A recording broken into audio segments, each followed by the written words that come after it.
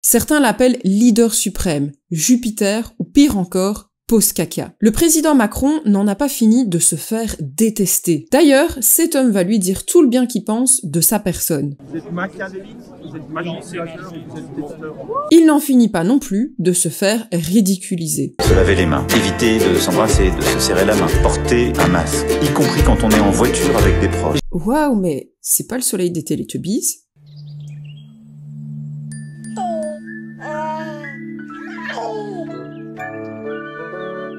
Ou plutôt de se rendre lui-même ridicule. Sagan told me, according to us, the Saudis can increase a little bit, but 150 or a little bit more, and they don't have huge capacities.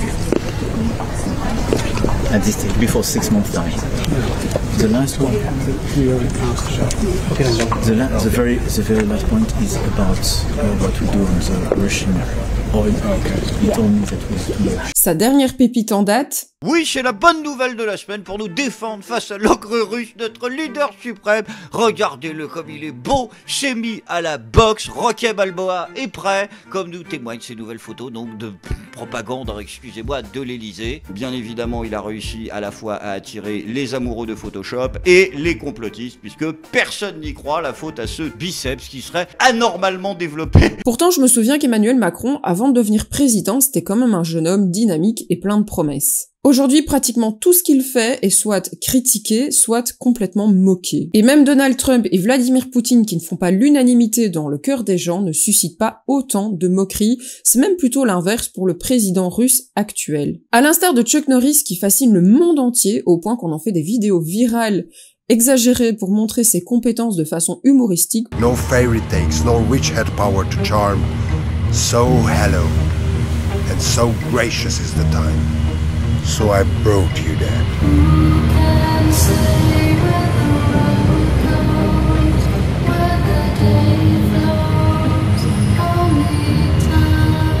Poutine a droit aux mêmes mises en scène. D'ailleurs, il suffit de voir le célèbre photomontage de lui chevauchant un ours pour comprendre que même s'il n'est pas non plus aimé de tous, lui au moins, arrive à susciter une forme d'admiration et de respect.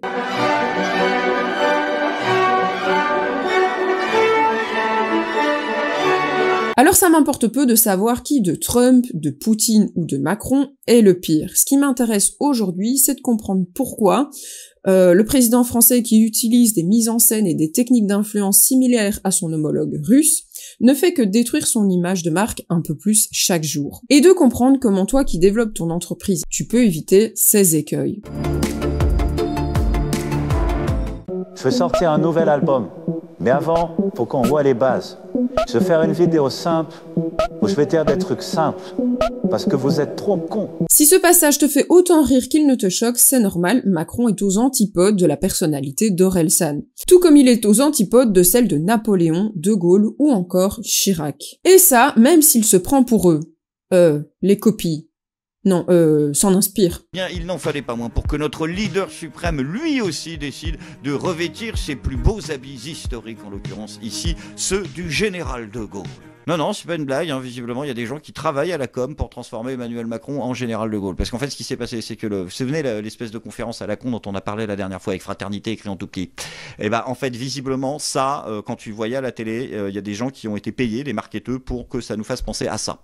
Alors, c'est vrai qu'on partait de loin, mais visiblement, il y a eu un vrai projet, c'est ce qu'on apprend dans Libération, hein, de communication gaullienne autour de notre président. On dirait que c'est le mec qui se prend encore autant de son amourette avec Brigitte, qui deviendra sa future maman, sa femme, et qui va tenter d'incarner 1000 personnalités et 1000 statuts. Il se prend tantôt pour ton pote en te mettant la main dans le dos, en te faisant des accolades forcées et insistantes. Non, ça les potes ça fait pas en fait. Puis pour le coach d'une équipe de foot... Les leçons vous les tirerez. Il y aura sans doute des regrets après ce match. Je voudrais qu'il y en ait 2 qui aient pas trop de regrets. S'il vous plaît. Écoutez-moi bien. Jamais. Vous êtes une très grande équipe. Ou encore Pascal le grand frère. Des jeunes comme toi, là, t'es costaud comme tout. Il faut que tu fasses du travail là-dedans. Non, mais il faut pas rester comme ça et pas refaire des bêtises. Hein. Les braquages, c'est fini. Hein.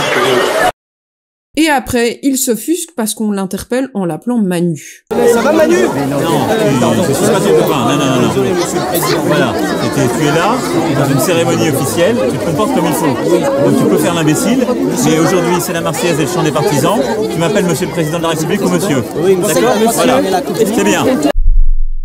Ouais mais mon chéri, faut choisir, hein. Soit t'es le président de la République et tu agis comme tel, ou alors t'es le pote de toutes les soirées. Mais tu peux pas avoir tous les statuts en même temps aux yeux de ton audience. Ne vous inquiétez pas. Il lui est interdit de toucher à vous. Si tu es un parent, par exemple, eh bien ça nécessite d'avoir une forme d'autorité auprès de tes enfants.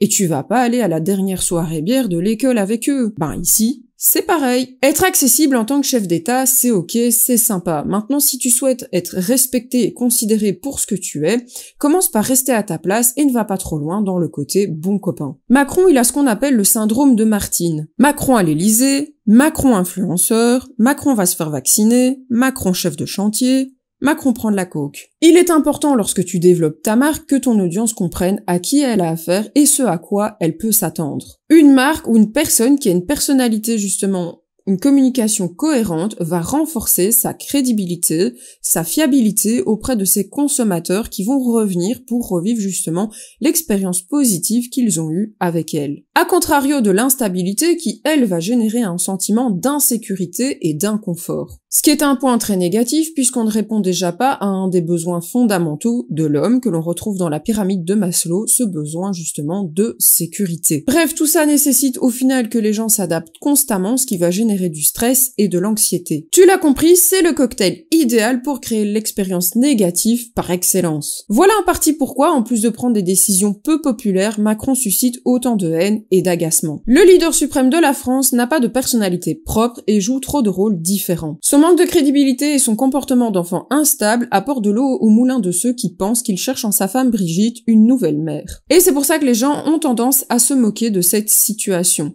À vouloir endosser trop de rôles différents pour plaire à tout le monde, eh bien on finit par ne plaire à personne. A contrario, Poutine, lui, n'en a vraiment rien à faire d'être détesté. Il a plutôt cherché à se distinguer de par ses propres caractéristiques et les a tellement répétées que son audience les a ancrées dans son cerveau. Il a réussi à influencer la perception qu'on a de lui et être connu et reconnu pour ce qu'il a décidé. Un chef d'État capable, fort et redoutable. Il l'a fait de façon très naturelle dans un sujet qui lui tient vraiment à cœur, le sport. Et c'est comme ça que sans même lever le petit doigt, les gens qui l'apprécient ou non créent et partagent des images et des gifs, certes humoristiques, mais qui lui sont toujours favorables, car ça le met toujours dans une position de leader qui force l'admiration et le respect. Mais la personnalité ambiguë et multifacette d'Emmanuel Macron ne sont pas les seules raisons qui font grincer des dents. Emmanuel Macron n'a vraiment aucun charisme. Et d'ailleurs, pour en avoir, il faudrait déjà qu'il soit vrai et transparent. Et comme nous l'avons vu précédemment, tout chez lui transpire la mise en scène. Ces prises de parole me font un peu penser au spot de la reine Mathilde contre le harcèlement. Si vous voyez que d'autres sont victimes de harcèlement en ligne, soyez présents pour eux, car le cyberharcèlement, c'est vraiment nul. Finalement, on a plus passé de temps à parler de la mauvaise com du palais qui devrait changer d'équipe d'ailleurs, que le message principal, à savoir que le harcèlement, c'est pas bien. Même la reine Elisabeth II, qui était plus vieille qu'eux, communiquait beaucoup mieux avec les moyens d'aujourd'hui. Elle était prise beaucoup plus au sérieux et c'était toujours génial de la voir apparaître dans une vidéo humoristique, comme par exemple aux Jeux Olympiques de Londres, ou encore lors de son jubilé avec Paddington. You would like a marmalade sandwich? I always keep one for emergencies. So do I. I keep mine in here. Oh. For later. The party is about to start, Your Majesty. Happy Jubilee, ma'am. And thank you for everything. That's very kind. Pour en revenir à Macron, on pourrait se demander s'il n'a pas finalement raté sa réelle vocation, à savoir acteur. Bah oui, pour toujours être enfermé dans des rôles qui ne lui correspondent pas. Alors, soit il manque de confiance en lui, ou il est en recherche d'identité, un peu comme les ados d'ailleurs, soit il a des petits soucis de santé mentale, peut-être qu'il se drogue, ou alors c'est un artiste et nous, on n'a rien compris. D'ailleurs à ce sujet, je serais curieuse de savoir ce que toi, tu en penses. Et il n'a rien de magnétique non plus, c'est même plutôt l'inverse.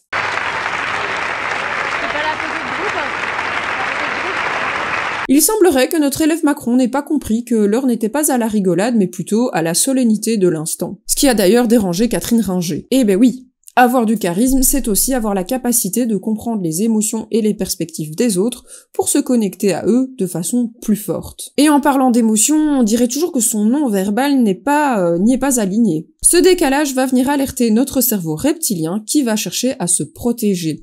Et comment il va faire? Eh bien, en passant par l'attaque, la fuite ou la résolution du problème de façon créative. En l'occurrence, ici, eh bien, c'est de tourner en ridicule tout ce qu'il fait. Bref, c'est pas faute d'avoir essayé, Manu, mais tout ce que tes discours inspirent jusqu'ici, c'est le mépris et la moquerie. Même Hayao Miyazaki, à qui tu as piqué la réplique de son animé Le vent se lève, ne peut rien faire pour toi. Le vent se lève. Il faut tenter de vivre. Le vent se lève. Il faut tenter de vivre. Une marque ou une personne qui n'est pas authentique donnera le sentiment à tous les coups à son audience d'être manipulée, suscitant un sentiment d'inconfort et de méfiance. Et c'est ce qui se passe avec Macron. Si tu souhaites devenir mémorable de la bonne façon, je t'invite à regarder ma vidéo sur Trump et sur ses techniques d'influence que tu peux retrouver ici au-dessus ou dans la description de cette vidéo. Ça te permettra de comprendre comment il arrive à convaincre les foules et développer son image de marque à merveille. Bref, si tu développes ton entreprise ou ton personal branding et que tu veux attirer des prospects et créer une réelle connexion avec eux, eh bien il vaut mieux que tu t'intéresses sincèrement à leur vie, à leur histoire, à eux en gros. Et ça commence en faisant des recherches sur les personnes à qui tu souhaites vendre tes produits et tes services. Ça passe aussi par le fait de leur poser les bonnes questions et de voir comment tu peux réellement résoudre leurs problèmes. Et sûrement pas en te prenant de haut, en méprisant leurs besoins et en te faisant passer pour qui tu n'es pas. La meilleure façon de se payer un costard, c'est de travailler. Voilà. Il y a dans cette société une majorité de femmes. Il y en a qui sont, pour beaucoup, illettrés. Après, si t'as vraiment envie de t'inspirer de Macron, rassure-toi, il y a peu de chances que les gens fassent des gifs et des chansons sur toi. Le pire qu'il puisse t'arriver, c'est une profonde indifférence de leur part. Mais si tu ne veux réellement pas détruire ton image de marque à coups de canon comme Macron, rappelle-toi de développer une entreprise, une marque authentique et cohérente. Tiens d'ailleurs, est-ce que tu savais que vouloir faire l'impasse sur une stratégie de marque efficace, c'est comme vouloir construire une maison sans fondation? D'ailleurs, une bonne idée, ça serait qu'à la fin de cette vidéo, tu interroges plusieurs personnes de ta cible pour comprendre qui elles sont et quels sont leurs besoins non comblés. Montre à ton audience que tu as compris avec précision ces défis, vends le problème et pas la solution. Et c'est comme ça que ton audience te verra comme la personne qu'il lui faut pour l'aider. Et c'est aussi comme ça qu'on a la chance d'influencer positivement la vie des gens et par extension le monde entier. Et comme quoi il n'y a pas besoin d'être président de la France ou d'ailleurs et de jouer un rôle pour avoir un réel impact sur la société et se faire respecter. Si tu souhaites aller plus loin dans ta stratégie de branding, je t'ai justement préparé une playlist pour t'y aider juste ici en dessous, je t'y retrouve très vite. Ciao!